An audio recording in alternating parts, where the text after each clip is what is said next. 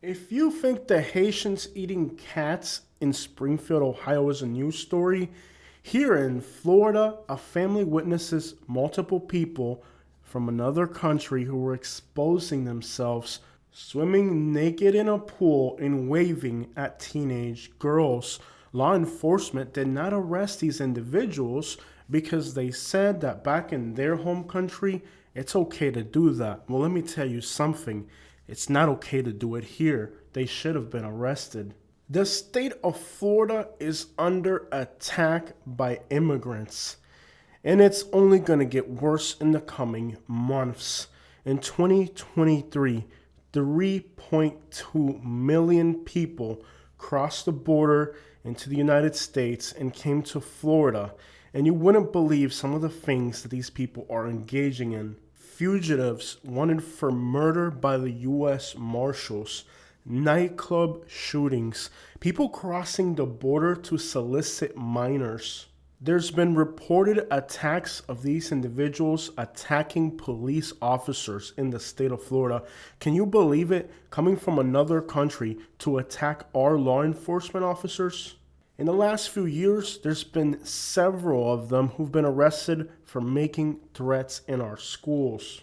Others have even taken it upon themselves to go trespassing at Mar-a-Lago. From depraved individuals to predators to murderers, all these individuals are crossing the border and entering Florida. But with the border wide open, these individuals can just come over here and do whatever they want.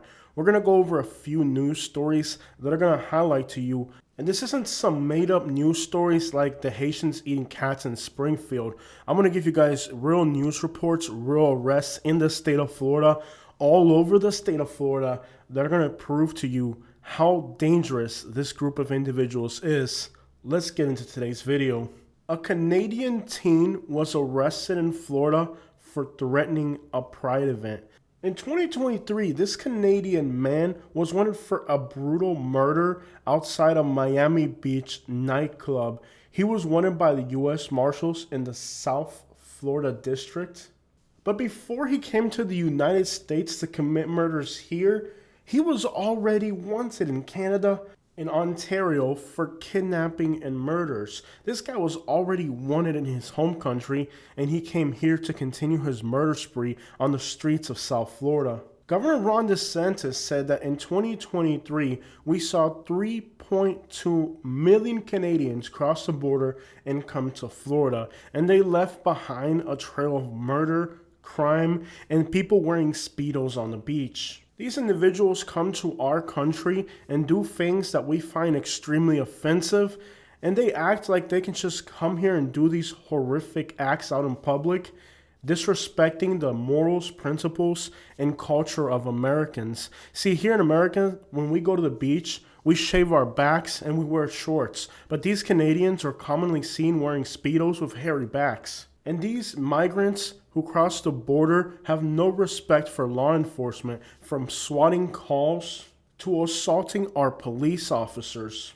This 50-year-old man from Canada caused a disturbance at a Florida resort. People called police and reported a man in Speedos and hairy back walking through the resort. When law enforcement showed up, he battered the police officers, resisted arrest with violence.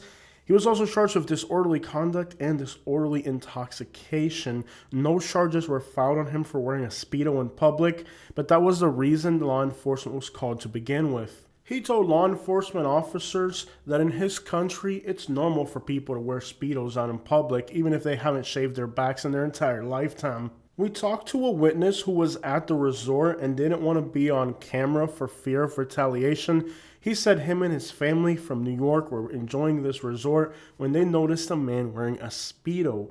They said his hairy back had hairs that were at least 3 inches long and should have clearly been shaven. However, when they approached the man and asked him why he hadn't shaved his back and he was wearing a Speedo, the man, slurred in speech, uttered something about how he can do whatever he wants because he's a Canadian tourist, and that in his country, nobody's ever been arrested for doing that. and he feels that he can just do whatever he wants. Sadly, this is the attitude that many of these Canadian tourists have. They really feel, because they're Canadians, that they are above and beyond the law, and that nobody can arrest them for doing things that are acceptable in Canada but illegal here. A Volusia County officer was also threatened by a Canadian recently. It seems like these individuals simply have no respect for law enforcement. They simply are arrogant individuals who drive Cadillac DeVilles 35 miles per hour in the fast lane, hogging up traffic and making life difficult for the taxpayers of Florida. But Canadians aren't the only immigrants causing havoc in the state of Florida. This case, reported by NBC2 News, reports that a Cape Coral family had a naked man waving at a 12-year-old girl in their pool. It turns out that public nudity is legal in most of Switzerland, and the Swiss come to the United States, and particularly Florida, and they do whatever they want. They believe because it's legal in their country to go around in nudity in public that they can do the same thing. They terrorize an entire neighborhood in Cape Coral, and law enforcement refused to arrest them. Now, if a Mexican or a Salvadorian had done the same exact thing, they would have definitely been arrested. But law enforcement agencies refused to press charges on the naked men in the neighborhood, stating that it's normal for people in Switzerland to do this. And it seems like a double standard. If a Swiss person wants to go around exposing themselves to little girls in Florida, it's okay because it's acceptable in their country.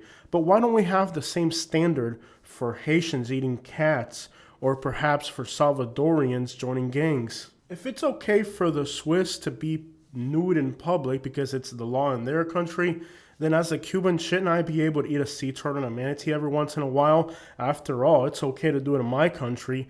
And we're starting to see a double standard. See, when it comes to these European and other Caucasian immigrants like Canadians and the Swiss, the law enforcement seems to let them do whatever they want. Many of them are here illegally, but because they are Caucasian, many times law enforcement doesn't target them. ICE isn't concerned with going after these groups of criminals. Now, it may seem like Canadians are just a small percentage of the people that come down in the winter to terrorize the native Floridians, but despite the fact that the numbers are only a small percentage of the population that comes here, to believe that nearly 85,000 Canadians are living illegally in the United States, and while numerically that doesn't look like a lot, but by percentage, it's almost 10% of the Canadians that are living in the United States are here illegally, and they easily camouflage among Americans. They speak the same language, they're somewhat similar culture, and it seems like many times these Canadians are able to come here, be here illegally, and they fly under the radar. In the meantime, they take advantage of this anonymous, unknown status that they have when they come visit the United States to commit crimes. What type of crimes? Well, it's not just the Swiss that are getting naked in public. The Canadians engage in public nudity as well. Let me tell you a recent report from the state of Florida. In Orlando, Florida, a Canadian man was arrested for driving a baggage cart on the airport tarmac. For some reason, he decided to do it naked. Yes, our airports. These individuals lied, got on the tarmac, took off his clothes, and drove around naked in an airport in Orlando. This is the type of thing that these individuals do. Imagine the innocent children that were coming to Disney to see Mickey Mouse, and they discover instead a naked Canadian on the tarmac. As disgruntled as these people must have been at this horrific sight, this is the type of behavior that Canadians and the Swiss engage in when they come to Florida. Without a doubt, the family in Cape Coral will be horrified for the rest of their lives. A 14-year-old girl said, "Oh my gosh, I see a butt." Her 11-year-old cousin said, "I honestly was very shocked to see a naked Swiss man swimming in a pool, waving at children." How would have Fox News covered this story if these individuals were Haitians? It really wouldn't be the same reception, would it? NBC2 even sent a blonde white lady to see for herself if they were there, but unfortunately we weren't able to get the raw footage. Imagine if Haitians had done the same thing in Springfield, Ohio. How would that have been covered by the media? I have to admire the brave journalism of NBC2 sending a white woman out there knowing that there's naked Swiss men on the prowl. I called Fox News and left them a voicemail saying that I have footage of a Haitian doing the same exact thing in Springfield, Ohio, and so far they've offered me $3 million for the footage. I wish I had this footage because I could use $3 million right now. We're on Anna Maria Island and there's a house on the island that I want to buy. However, I don't have this footage. If any Haitian wants to get in on it with me and come up with this footage, ça passe, na boule, let's get to the money, papi. Another person with ties to the Canadian socialist government was extradited by the United States to face charges for dozens of ransomware attacks that resulted in the theft of tens of millions of dollars. According to the news report from Tampa, Florida, $28 million in cryptocurrency was seized. The U.S. Attorney's Office in the Middle District of Florida ran this case, discovering that Canadians with ties to their socialist government were working to steal money from U.S. citizens. Bless their hearts. These Canadians pose a serious threat to our national security, committing crimes like cyber attacks and ransomware to steal tens of millions of dollars from old farts in Florida who worked very hard to steal that money from working class people. Take a look at these horrific images of an armed Canadian migrant. Take a look at these Canadian citizens who were charged of trespassing up Mar-a-Lago. It is believed that they were filled with hate for Donald Trump and his stance on illegal immigration. But of course, people are not alarmed because they're not Haitians or Venezuelans. Then there's the case of the violent Swiss UFC fighter who was arrested in Florida for aggravated battery and causing disability to someone. We don't know if he was wearing Speedos or if he was naked, but we can imagine a Swiss person naked or in Speedos randomly attacking people causing disabilities. We found several stories about Canadian nationals coming to the United States to target minors. And it's not just one story of this nature. We actually found quite a few. It seems that it's very common for Canadians to find a shout on the internet in Florida and drive down here with very bad intentions. There's even one story of a Canadian who came to Fort Lauderdale to engage in this type of activity with minors. And it was these Haitian kids that set him up for a robbery. But that's a whole different story. A similar story out of Miami-Dade County relates a Canadian who thought he was coming to Florida to meet a 13-year-old girl. When he showed up to Opelika, it was actually two 18-year-old Haitians who beat him upside the head with a bat, stole his car, wallet, and Canadian passport. They were arrested for self-snitching after they started posting pictures in the man's vehicle to Instagram. One individual was seen on a social media post saying, "Oh, Papa Volet got the new machine. All this Canadian mess up, Papa. He not gonna play with the ITN no more. You know I Volet, Papa. You know I Volet. You know I Volet." When the footage of him saying, "Papa, you know I Volet," which translates to "Daddy, you know I'm a thief," was played in the court, these individuals were smiling. Not sure how this makes any sense with today's story because we're really trying to defame Canadians, not Haitians. But at the end of the day, sometimes they come over here thinking they're going to get some little girl or something, and it turns out they're getting robbed by Haitians, which is kind of a poetic justice there. Undercover agents in Fort Lauderdale arrested a Canadian man who took a trip to Florida thinking he was going to meet an underage boy. His surprise when he was met by U.S. Customs Enforcement agents who allegedly also found other things on his devices. You know, as Floridians, we don't really think about this, but a lot of people from Canada really do come to the United States to prey on children. A lot of them go to Cuba, and we know millions of Canadians visit the country of Cuba, and it's no secret why they go to Cuba. Cuba known for this type of tourism. They go there. Now, American citizens can't go to Cuba, but Canadians can, and they do by the millions every year, and many of them engage in this type of activity. Well, a lot of them also believe that they can come to Florida and do the same thing. They pose the danger of being arrested in Florida or robbed by some of these savage jits that are out here. But it's crazy to think that millions of people come to Florida, and some of them unfortunately do engage in these activities. The state of Florida had 140 million tourists visit the state last year, more than any other year. Nearly 10 million of those people came from overseas. With millions of people coming to the state of Florida from overseas every single year, we can assume that many of the crimes that happen in the state could be deprived people from other countries. Go figure. There's 22 million people in Florida, and we have 146 million tourists. How many of those millions of tourists do you think come to Florida with the purpose of victimizing Floridians and engaging in illegal activities, knowing that all they have to do is leave and never have to touch foot in this country again? It's a scary notion for the people that live in Florida to know that the governor is encouraging growth in tourism when all these millions of people are coming here and spreading Ebola. You may have heard of NAFTA, the North American Free Trade Agreement. Well, this Canadian trucker from Ottawa decided that if he came down to Florida, he could easily lure a 13-year-old girl. Turns out that it was a police sting. Great thing that it wasn't a real victim. I don't know how 13-year-old girls would actually hook up with this old fart, but apparently he thought it was possible. I don't even think a lot lizard at the North Fort Myers Love's truck stop would date this guy. But on a serious note, a lot of these Canadians do come to the state of Florida with these types of intentions.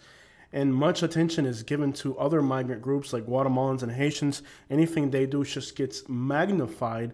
But when a Canadian does it, it's viewed as normal. I mean, it's normal to do in their country. So, I mean, we gotta let it slide, right? You know, it's not a secret that a lot of the money that's being made illegally in the Americas, in all of the Americas, North and South America, gets laundered in Swiss banks. And these Swiss banks have operatives here in the United States that help these transactions take place. And, you know, this is a serious threat. A lot of the violence that's happening here in the Americas, all that money is getting funneled back to European countries where they can hide with their millions and sometimes even billions of dollars that they're stealing with the crimes that they're committing in North and South America. Literally, a large percentage of the money that's being obtained out of the Americas finds its way in Europe, in European banks, but nobody talks about that. And we're not talking millions, we're talking billions of dollars. There really wouldn't be enough time on today's video to go over all of the atrocious things that Canadians have done in Florida. And with the tourist snowbird season right around the corner, we can expect that millions of Canadians will come to Florida in the next few months and engage in all types of criminal activity. And when these crimes happen, law enforcement will go out there, find a black person, and blame them for it. I'm going to ask you guys to please hit the like and subscribe on today's video. It was so difficult to find these cases on the internet. For every one case of a Canadian committing a crime, I had to scroll through hundreds of pages of Canadians being victimized of crimes. So the amount of homework that went into portraying Canadians as criminals for today's video was more difficult than you could ever imagine. Obviously, there's a little bit of satire involved in today's video. All these stories are true. These aren't made up stories. But despite the fact that these stories are true, does that mean that these stories represent the entirety of the Canadians that come to the United States?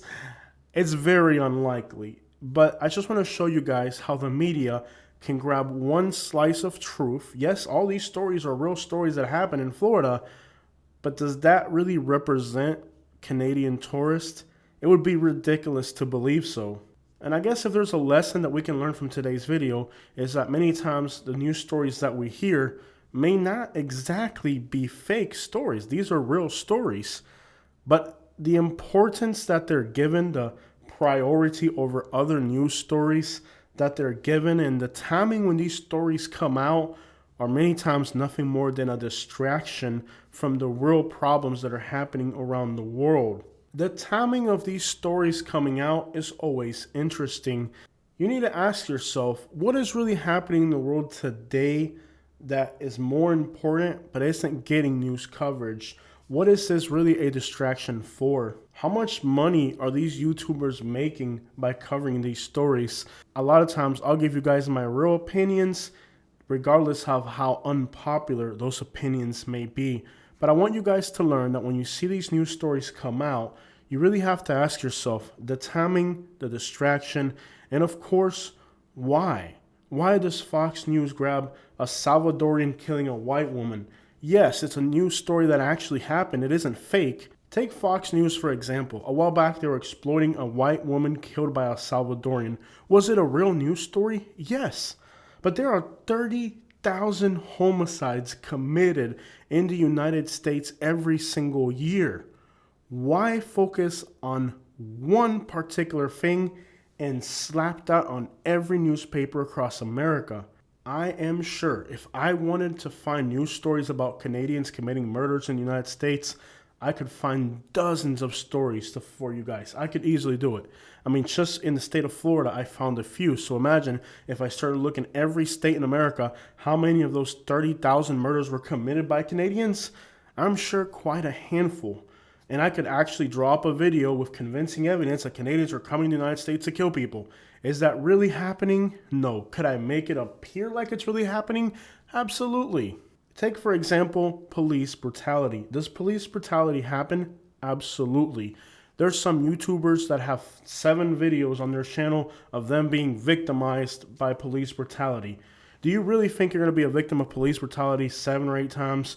Many times you could tell that they simply agitated a situation, caused law enforcement to show up, aggravated law enforcement, and then they upload that 5-second clip of the police officers finally giving them the beating that they definitely earned and deserved at that moment. Now, while I did this research just for creative purposes and to see how I could put an interesting spin on something, I'm actually finding some pretty disturbing crap when it comes to Canadians and Swiss in particular, especially with the whole banking situation. If you really think about it, most of the money laundering of all these profits, all the violence that happens in the Americas goes back to Europe. It's a very interesting concept of who is actually benefiting from all of the violence and addiction that happens in the Americas. Could this money really just be going back to Europe? I mean, if you think about it, we know how the Colombians and Mexicans actually launder their money. It's not here in North America. It's these banks, and some of these banks are even involved with religions, and it's one giant pile of crap happening in Europe. Perhaps a lot of the violence and destruction that happens in Latin America, maybe even some of the wars, we're pointing fingers in all the wrong directions. Perhaps a lot of that money is really funneling its way all the way across to Europe. I mean, after all, those are the banking institutions that don't seem to care where the money's coming from. And while the research today was somewhat to open a window into an existing situation and try to exaggerate it, it does open up some interesting windows when you see some of these reports and you start to see trends like so many cases regarding money laundering, money from the United States and Latin American crime heading all the way to Europe. When you start to read 3 or 4 of these stories, you would imagine that's just the tip of the iceberg. Now, the question of Latin American immigrants like Haitians does open up some great windows as well. And I'll tell you, I don't for a second doubt these stories. And in fact, as you guys know, my father spent 5 years in Cuban prisons. I immediately called my dad and I asked him what animals are edible. And he explained to me that cats are edible. And not only are they edible, they're actually quite dang delicious. The stories about dogs are fake, okay? So this is where you get the reality and the fake. There's a few artists, I believe it's Wyclef, who made a song. Now, he's a Haitian artist. He made a song talking about when he lived in Haiti, he used to eat clay, dirt. You know, those clay patties? A lot of people said that was fake. Well, he said he used to eat it. It's in a song. And when I lived in Cuba, I was born in Cuba, and I remember eating paper. We were so hungry that we would eat paper. Our parents would get these bakery sheets, so it was just like the bakery would throw out the paper, and the paper, you ever like a cupcake? When you take the cupcake out, the paper underneath it still has a little bit of that flavor. Well, we were supposed to chew on that just to get the flavor in our mouth because we were starving. Our parents would have to watch us while we would chew on that because we would get so hungry that sometimes we would eat the paper. So me personally, I remember when I lived in Cuba, I would eat paper. Now, a lot of Cubans and Haitians are not going to tell you the embarrassing things that we had to do to survive in our country. It's a very complicated issue, and a lot of these issues are mostly global more than just regional. I really don't understand why Americans don't just openly talk about how they actually feel. They have to mask it with job securities and safety issues. I remember when I went to Canada, it took me like 2 hours to get past Canadian customs. They detained us. They went over our paperwork. We had to show them how much money we had in the bank. They searched our car deeply. I mean, it was just this giant ordeal to get into Canada. But when we came back into the United States, we crossed in this rural place somewhere in Maine, somewhere, I believe, between Maine and Ottawa, I believe it was. And just like we got through this gate today, like that, that's a gated community here in Sarasota. It was actually easier to enter the United States from Canada than it was to enter a gated community in Sarasota. I mean, literally, the guard looked at us. We showed him our license. He laughed, smiled, and let us through. And I found that crazy because it was like, wow, I can't believe that I just entered the United States on somebody's laugh. Now, I don't know if they have cameras, and by the time, I don't know if maybe they have cameras, and I don't know what type of technology they have at the border. Perhaps they just, before I even pulled up from a mile away, they took a screenshot of my face and they saw that we left the United States to Canada, and maybe they're looking at my bank account and they see that I was paying for gas and hotels and now I'm on my way back. It's possible that when I pulled up to this gate in the United States, I had already been, they have already taken a screenshot of me. I don't know what type of technology they have. They might have all types of crazy technology. Maybe from my phone, as I'm approaching the U.S. border, they can detect my phone. I don't know what type of technology they have, bro. I'm just using my imagination. But I did find it interesting that there could have been somebody in the trunk, maybe. I could have had something hidden in the car. Nothing. I entered the United States on a wave and a smile. And when I got past the guard, I was like, it was that easy to enter the United States versus when I had to go into Canada, it was just an ordeal. I mean, I had to show them my bank account, how much money I made. They didn't believe me. We were there for a while. I don't know if there was technology there at that border to determine that we were okay to come in. I believe that's possible. But it's also possible that there's nothing there. I mean, I just pulled up to the Canadian border and drove into the United States, and they laughed and waved at us like it was nothing. Maybe we're so fat that the only thing we could be is Americans. I'm not sure. Maybe like these are so fat they have to be Americans. And deep down, I really do believe that most of us know that it's very easy to go back and forth between Canada, and that's how a lot of things actually get into the United States. I've talked to you guys in the past how I believe that port cities are actually where a lot of the bad things are coming into the United States that are hurting us right now. And a lot of it is also coming from Europe, okay?